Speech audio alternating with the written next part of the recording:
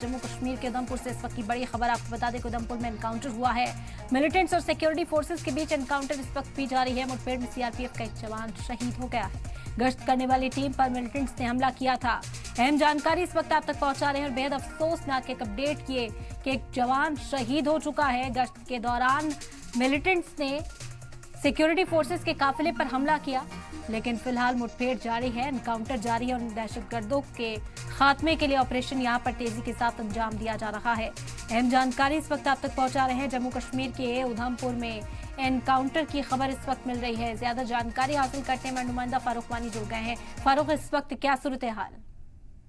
देखिए, सीआरपीएफ की patrolling party पे अटैक किया गया है, जिसमें सीआरपीएफ का एक जवान जो है वो शहीद हो चुका है। इंस्पेक्टर कुलदीप सिंह के नाम से उसकी पहचान हुई है और इस बीच पूरे इलाके की घेराबंदी कर ली गई है। जम्मू कश्मीर पुलिस के जवान जो वहां पे मौजूद थे उनके साथ, लेकिन जिस तरह से ये अटैक किया गया है ये एक एम्बुश अटैक था, जिसमें फिलहाल अभी जानकारी आ रही है कि फिलहाल एक जवान शहीद हुआ है। इलाके की घेराबंदी कर ली गई है। एडिशनल एनफोर्समेंट टीम वहां पे पहुंच चुकी है और पूरे इलाके में अब सर्च ऑपरेशन फिलहाल चल रहा है।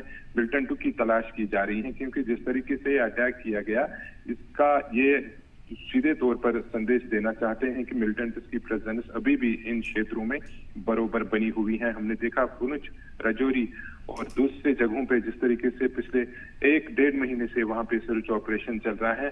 ऐसे में इस अटैक को अंजाम देना मिलिटेंटों ने अपनी मौजूदगी का एहसास यहाँ पे दिलाया है, लेकिन सुरक्षा बलों की फिलहाल जो टुकड़ियां हैं वो वहां पे पहुंच रही हैं। सुरक्षा बल के आला अधिकारी भी इस जगह पे पहुंचे हैं जहां पे अटैक हुआ है और पूरे मामले को देखा जा रहा है। सारे लूप होल्स को यहाँ पे देखा जा रहा है, क्योंकि बड़ी चुनौती अब ये जम्मू कश्मीर पुलिस और सुरक्षा बलों को बनी हुई है। जो भी सीमावर्ती इलाके पुंछ, राजौरी या फिर किश्तवाड़, डोडा, दूसरे जितने भी संवेदनशील इलाके अब जो हैं जम्मू में, यहाँ पे ये बड़ी चुनौती है। लेकिन जिस तरह से अटैक किया गया है, कहीं ना कहीं सवाल उठता है कि कैसे गश्त लगाए, गश्त के दौरान जो है ताक लगाए बैठे रहते हैं मिलिटेंट्स, उन्हें किस तरह से जानकारी मिलती है और फिर सिक्योरिटी फोर्सेस को जानकारी क्यों नहीं मिल पाती। इनपुट पर जो इंटेलिजेंस है उस पर भी सवाल उठता है और नए सिरे से काम करने की बातें की जा रही है, क्योंकि असेंबली इंतखाब बहुत जल्द है। ऐसे में और तेजी के साथ इस ऑपरेशन को अंजाम देने की जरूरत महसूस की जानी चाहिए।